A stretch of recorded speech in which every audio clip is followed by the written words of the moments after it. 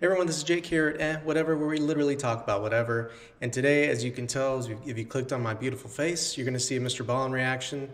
I don't own any of this content. This is all his stuff. I'm not trying to snipe it from him or anything. It's just a reaction. Okay, he owns everything, and the link to his YouTube channel is going to be in the description below. All right, so if you'd like to see more exclusive content, I'm not going to react to all of his videos, but this is just a suggestion from one of my subscribers. Hey Jamie. And, Mr. Ballen's exciting. I love other, fellow Mr. Ballen fanatics, you could say.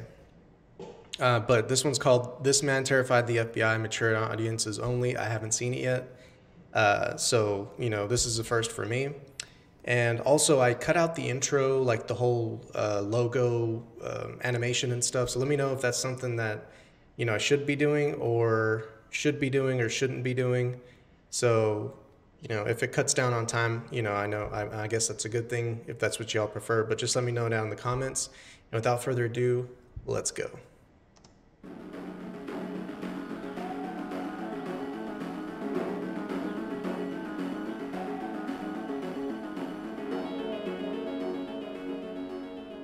On the morning of February 2nd, 2012, a young man pulled off a four-lane highway in Anchorage, Alaska into a large, snowy parking lot.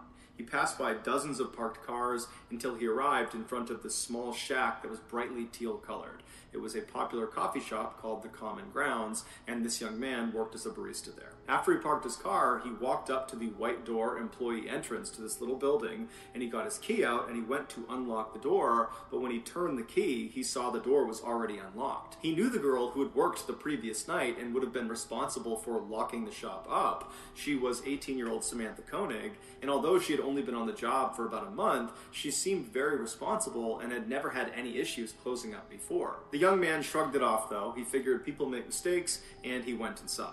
Right away, he noticed that a couple of things just seemed out of place. It was like Samantha must have just left in the middle of her shift without even attempting to clean up. There were napkins on the ground, there were towels out, there were cups still out. And so as this young man is walking over to the cash register to unlock it, he's running through scenarios in his head about how Samantha could have been so sloppy. And then he reached down with his register key, and just like the door, the cash register was already unlocked. When he pulled the tray out, all the money was gone. And that's when he knew they had been robbed. And so he called his boss. The night before, Samantha had asked her boyfriend, Dwayne, to pick her up after her shift at the Common Grounds. Dwayne arrived in front of the kiosk. Now, look at that photo. It's just a small hole in the wall, like Coffee Grounds place, and it's late at night, serving coffee that late. Oh, man. And it's in Alaska. I don't know if anybody here has ever seen, like, the serial killer documentaries or serial killer stories or any of that stuff. So many of those dudes just are these crazy people end up in Alaska. I don't know. I mean, I could be wrong, but that's like the common trend that I've been noticing. But, At about 8:30 p.m., which was 30 minutes after her shift should have been over. Dwayne had gotten held up at his job, which is why he was late. And so when he gets there, Dwayne looks around the parking lot and he doesn't see Samantha anywhere. He sees the coffee shop itself is totally dark and looks like it's been closed up for the night. And so Dwayne gets out of his truck into the freezing cold night air, and he walked up to the window of this coffee shop and he pressed his face up to the glass to look inside, but there was nobody in there. Dwayne automatically went back to the fight he had gotten into with Samantha earlier in the night via text message. She had accused him of cheating on her. He had been kind of nonchalant, like he didn't care about it, and what ensued was a really ugly fight. And so as Dwayne is walking back to his truck, he's thinking to himself, maybe Samantha just didn't want to see him because of the fight, and so at the end of her shift, she got a ride home from her father, or maybe from a friend, and that's why she's not here. And so Dwayne gets back inside of his truck, and he sends a text message to Samantha asking if she's okay, if she's gotten home, but after several minutes of no response from her, Dwayne, even though they were fighting, he still cares an awful lot about his girlfriend. He decides, I gotta go by her house and make sure she's there and that she's okay. And so a couple minutes later, he gets to her house, he goes up to the door, and her single father, James, answers the door. Dwayne explains that he didn't see Samantha after her shift and just wanted to make sure she was here, but James says, she's not here. I have no idea where she is. I haven't spoken to her. And so the two men go into James's kitchen, they sit down, and they start texting and calling Samantha to try to figure out where she is. And after a couple of minutes, Dwayne's phone lights up, and it's a text message from Samantha. And the message... All right. So if you've been into Crime Junkies or watched Mr. Ballen's videos, Or, you know, you've seen like crime TV shows. That boyfriend is really suspicious right now. They always look for like the people closest to him. And they just had a fight. I don't know. It kind of looks like where it's heading, but I could be wrong. Clearly indicates that she's still very upset with Dwayne, but she's saying that she needs some time to think and that she's going to be with some friends for a couple of days, and would he, Dwayne, let her father know where she was. And so Dwayne shows James the text message, and Samantha's father looks at it and he's thinking to himself, you know, this is very uncharacteristic of Samantha.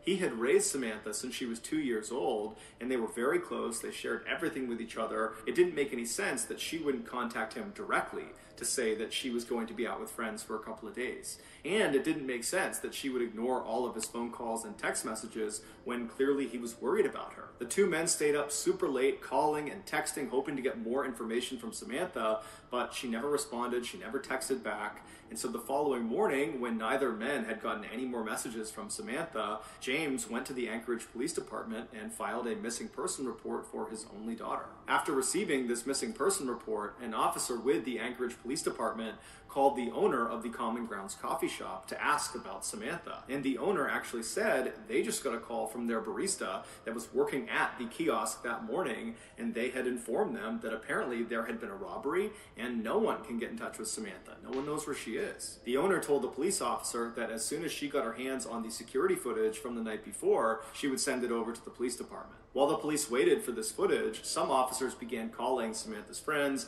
and other family members to see if they knew where she was, but no one had heard from her, no one knew where she was, no one had any information. Some other police officers headed over to the Common Grounds coffee kiosk to get a look at it for themselves. And when they got there, there was no sign of a struggle outside or inside the kiosk, and inside, underneath the counter, was a panic button that had not been pressed. And so even though Samantha's father thought there was something odd about her final text message, the police began operating under the theory that Samantha had robbed the kiosk and then left of her own accord. But what confounded police was how Samantha actually physically got away from the coffee shop. She didn't have a car that night, and she couldn't have just walked away because the weather was way too miserable and cold outside, and Anchorage is just not really a walkable city. And so if Samantha was telling the truth, that she was just taking a couple of days to be by herself with some friends at their place, then why didn't any of her friends know where she was? This question was answered later that day when the owner of the coffee shop made the security footage available. The footage, which has no audio, picks up around 8 p.m. on February 1st, 2012, which was the night Samantha went missing. It shows Samantha inside of the kiosk. She's working alone, she's cheerful, and she's busy, and then at some point, someone that we can't see, they're outside of the camera's range, comes up to the window and orders a drink. Samantha clearly turns to them, acknowledges their drink order, and turns and begins making this drink.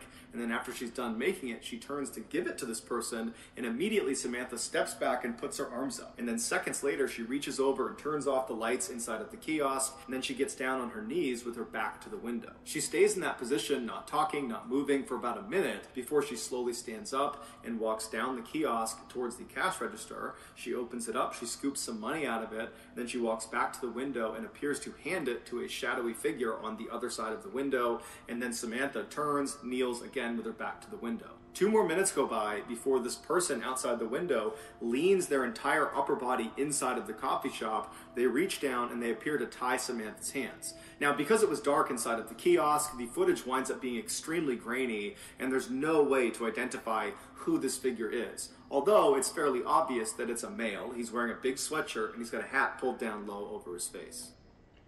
Does anybody else ever notice I guess we haven't made any like leaps and bounds. Like we make leaps and bounds on our phones cameras, but like security cameras it's always grainy or they're never working. I mean, those are the two options that, like, when you go to purchase a security camera, that's probably like, that should be like a default question. They're like, do you really not want to see a whole lot, or do you just not want it to work at all? Because we can do both. One or the other, or we can do both. After this mystery man is done tying Samantha's hands, he leaps through the window and then shuts the window behind him. And then he stands Samantha up, he puts a gun into her back, then he marches her out the employee door and then out across the lot, all the way to a white pickup truck where he puts her inside and they drive off. Over the next couple of days, the police and also the FBI, who had been called in to be a part of this investigation, they just kept hitting dead end after dead end because there was no evidence. All they had was this surveillance footage that was too grainy to tell who this guy was that took Samantha. Meanwhile, Samantha's father, James, had rallied the support of nearly all 300,000 people that lived in Anchorage to go out and look for his daughter. His efforts were so profound, it had attracted major news outlets across the country, and suddenly his daughter's story had grabbed national headlines everywhere. This led to strangers donating thousands of dollars to fund a reward for anybody that had information about Samantha's whereabouts. This reward growing in size every single day, and the national news media becoming increasingly more interested in this case, no one came forward with useful information that led to developments in this case, and Samantha never got in touch with Dwayne or her father. Then on February 24th, so 3 weeks after Samantha's gone missing and no one's heard from her, Dwayne got a text message from Samantha's phone, and it was directing him to a particular sign inside of a nearby public park. And so Dwayne and James read this text, they shared it with the police department, and then they raced to this park and actually beat the police there by about 15 minutes. And so Dwayne and James, they walk through the gates and they start walking down this main trail, and they stop in front of this sign. It was actually a bulletin board, and tacked on the bulletin board was a Ziploc bag, inside of which was a typed ransom note, and on the ransom note, literally Xeroxed onto it, was a black and white photo of Samantha. And in this photo, Samantha looks kind of dazed, like she's got a blank expression, and she's not really looking at the camera, she's looking just to the side of the camera. And then in this picture, a man is holding a copy of the Anchorage Daily News newspaper that's dated February 13th, 2012. This was a proof of life photo where Samantha's captor was holding up that newspaper to indicate that Samantha was alive as of February 13th. And so to everybody involved in this case, including Samantha's father, even though this is still not a good situation at all, it was kind of a relief to know that at least as of last week, Samantha was alive. As for the demands of this ransom note, James was told to deposit $30,000 into his daughter's account immediately, and if he did that, she would be released 6 months later. As advised by the FBI, James deposited a portion of the ransom money into his daughter's account, and then the FBI just waited and watched, because they knew if anyone tried to withdraw money from that account, they could track where the card was. A few days later, 3 separate withdrawals were made within Anchorage, but each time the FBI got a notification about one of these withdrawals, they would rush to the scene, and whoever it was that had tried to make this withdrawal was long gone. When they pulled the security footage from these 3 different ATMs, the person that was making these withdrawals was a man wearing a ski mask and big sunglasses, so they had no way to identify him. After these withdrawals, the account went silent for over a week, and in that time, there was no word from Samantha. Then on March 7th, more withdrawals were made, but they were in Arizona, and then New Mexico, and then in Texas. Again, authorities would rush to these ATMs, but they would get there right after the masked man with sunglasses had just left. But there was a break this time. In one of these surveillance videos from one of the Texas ATMs, they spotted the car this guy was getting into before he left. And it was a small sedan, it was a white Ford Focus, and they saw him leave going east on a Texas highway. And so authorities in Texas were told to look out for this particular car in this part of Texas. And sure enough, on March 13th, a Texas patrolman spotted the car sitting in a hotel parking lot. He waited nearby. I don't mean to laugh about this situation, but like, I'm from Texas, and there's all these people that complain about the state troopers there, like, and people just getting pulled over all the time. And while I do see a lot of people getting pulled over, I mean, they are really stringent about the speed limits there. So, you know, each state's different, so don't just go blazing by like 10 miles over, not even 9 miles over, any of that stuff, because they'll find any reason pretty much to pull you over. Not all of them, but, you know, some of them. Until a man in his 30s walked out of one of the hotel rooms, walked down and got inside the car, and then this patrolman just kind of followed him and looked for any reason to pull him over. And as he had his radar gun on this guy, he noticed he was going 2 miles per hour above the speed limit, and so he pulled him over. The patrolman got out, he walked up to the driver's side window, the window was already down, the man was very calm. The patrolman asked him for his license, and the guy handed him an Alaskan license. His name was Israel Keys, he was 34 years old, and he lived in Anchorage. The patrolman knew this was the guy. He called in backup, and before long they were searching Keys' car, and in the trunk they found a ski mask along with other clothes that matched the description of the guy who was making the draw.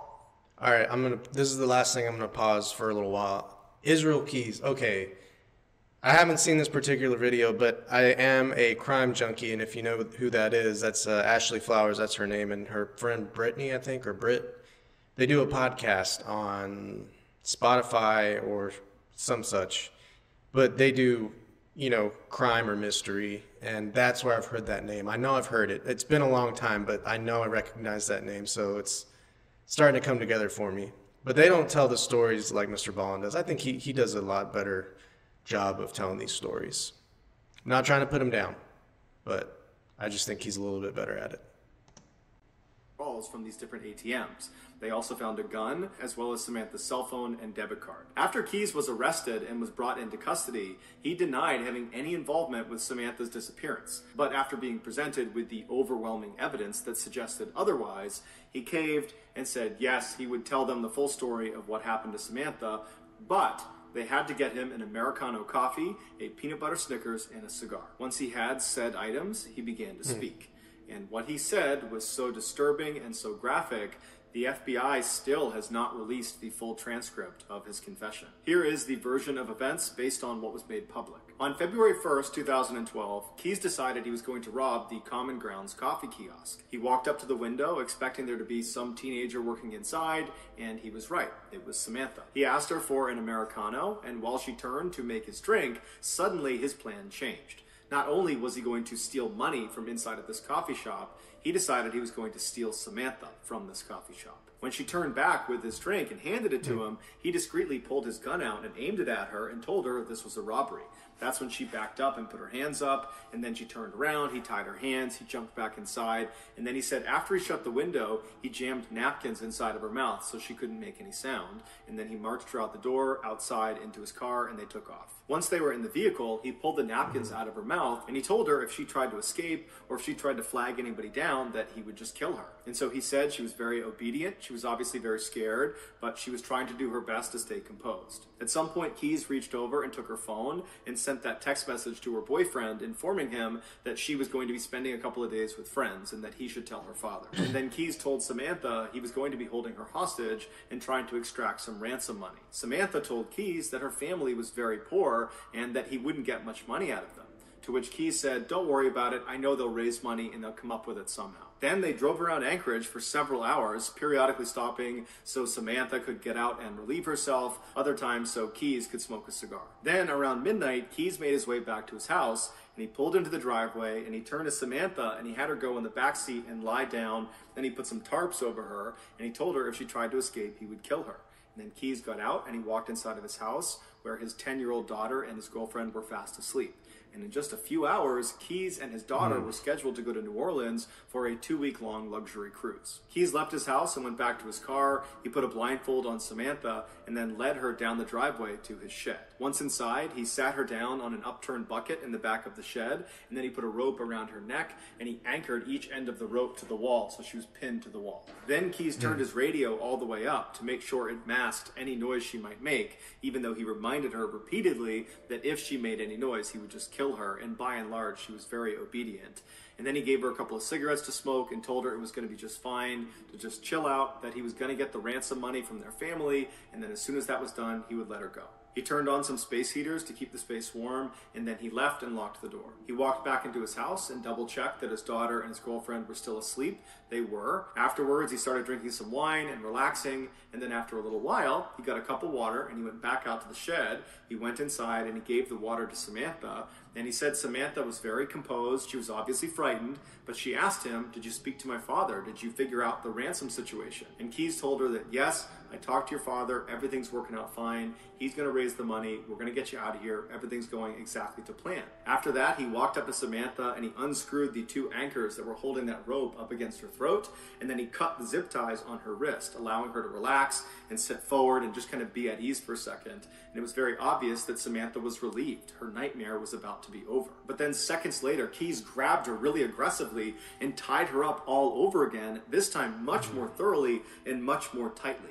It had been a cruel trick. When he cut her handcuffs and undid her necktie, he just wanted to see what she would do if she thought she was being let go.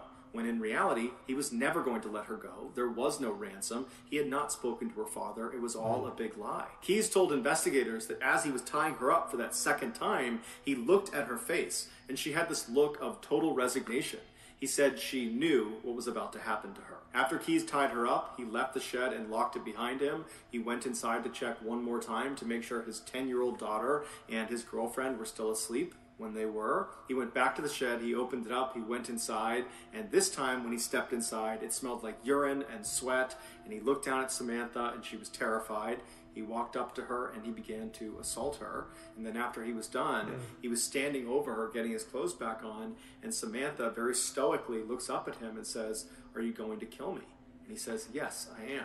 As he put on his leather gloves, she tried to talk him out of it, but he said there was no other way. Keyes would tell investigators that he was very impressed with Samantha's bravery. Shortly before 4 a.m., Keyes drove a knife into Samantha's back before choking her until she stopped moving. He told investigators that she never made a sound. After she was dead, Keyes left the shed and locked it behind him. He went into his house, he took a shower. Afterwards, he woke up his daughter and told her to start getting ready because they were leaving soon for the airport. While his daughter was getting ready, Keyes went back out to the shed, he went inside, he rolled Samantha's body up in a tarp and pushed her towards the back. He unplugged the space heaters, turned off the lights, turned off the music, and then double locked the shed and went back inside the house to make his daughter breakfast. At 5 a.m., a cab showed up at the house, and Keyes and his daughter hopped inside, and they made their way to the airport, and then on to New Orleans, where they went on their 2-week-long vacation. After they got back, Keyes went inside of his shed, he unrolled Samantha from her tarp, and by his account, she still looked fairly lively, and so he dressed her in some new clothes, he put lots of makeup on her face, he braided her hair, and then he stitched her eyelids open, so it gave the impression she was alive and alert. And then he held up a copy of the Anchorage Daily News next to her, and then took several photos, creating that proof of life photo for the ransom note. If you want to see this photo, you can Google it, but that's up to you. After he took these pictures, he chopped her body up into pieces and then disposed of her in a nearby frozen lake. It would turn out Samantha was not Israel Keyes' first victim. He was in fact a serial killer who specifically preyed on completely random people because he enjoyed watching them die. Over the years, he had hid what he called kill kits all over the United States, which were these caches filled with weapons and other tools designed to capture and kill people. This way, no matter where he was in the country, when he had an urge to go kill someone, he would just go to his nearest kill kit, dig it up, and then go target a random stranger. And he didn't care if you were young, old, big, small, male, female, alone, or in a group. Everyone was a target of opportunity. Keyes told investigators that as soon as he saw Samantha inside of that coffee kiosk, instantly he knew he was going to kill her. Everything about the ransom, the robbery, all of it was just a lie to keep her in line, to give her some hope that she might get out of this alive. When in reality, the second she walked outside of the doors of that kiosk, she was dead. Keyes admitted to killing Samantha as well as an older couple up in Vermont, but he would take his own life in a jail cell in December of 2012 before he named any of his other victims. And so to this day, we have no idea how many people he killed. The best guess is 11 based on a drawing he made in his jail cell, but that's just a guess. So that's going to do it, guys. If you found the secret in today's... Man, that is... Oh.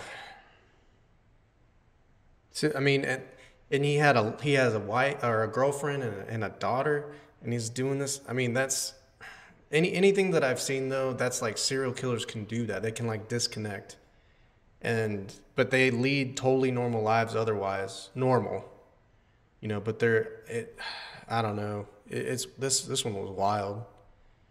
And then he stitched her eyes open and was just feeding on her fear. I mean, that's crazy. That takes a sick person to do something like that. But yeah, I appreciate you, Hey Jamie, for suggesting this video. I mean, that one hit you in the feels, you know, and but it was a great suggestion. I really appreciate it. And if you liked it too, just, you know, leave a like, comment, or subscribe, like it's going to show at the very end of this video. I hope you enjoyed it, and I hope you know, if this is your first time seeing Mr. Ballen, go check him out. He's got great content like this, and it's strange, dark, and mysterious. That's his deal. So I enjoyed it. I hope you enjoyed it. And until next time, just keep sending it.